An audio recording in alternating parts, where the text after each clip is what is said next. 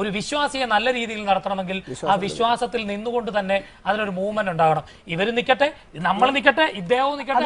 അതിന് ഏറ്റവും വലിയ തെളിവല്ലേ നമ്മുടെ നവോത്ഥാനം നടത്തിയ എല്ലാവരും വിശ്വാസികളാണ്.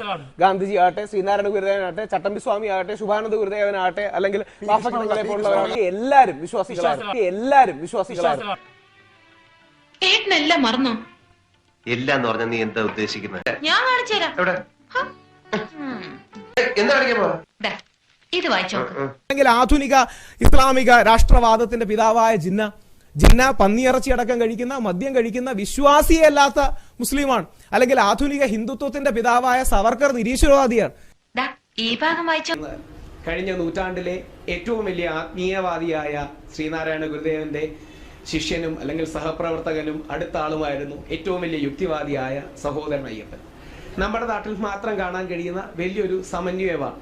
അമ്പലങ്ങൾ പൊളിച്ചു കളയണമെന്ന് പറഞ്ഞ, ദൈവമില്ലാന്ന് ശക്തിയുക്തം ഏറ്റവും വാദിച്ച, ഏറ്റവും മനോഹരമായി തർക്കശാസ്ത്രം അവതരിപ്പിച്ചിരുന്ന പെരിയോർ രാമസ്വാമി നായ്ക്കർ ടെമ്പിൾ എൻട്രി പ്രൊക്ലമേഷനും ടെമ്പിൾ എൻട്രിക്കും വേണ്ടി ഒന്ന് പ്രക്ഷോഭം നടത്തുകയുണ്ടായി. എല്ലാം ചെയ്തിട്ട് എനിക്ക് അയച്ച കത്തുകളാ. മതി അതെ, ഞാൻ വേറെന്തോ ആലോചിച്ചോണ്ടിരുന്നപ്പോ അങ്ങനെ എഴുതി പോയതായിരിക്കും.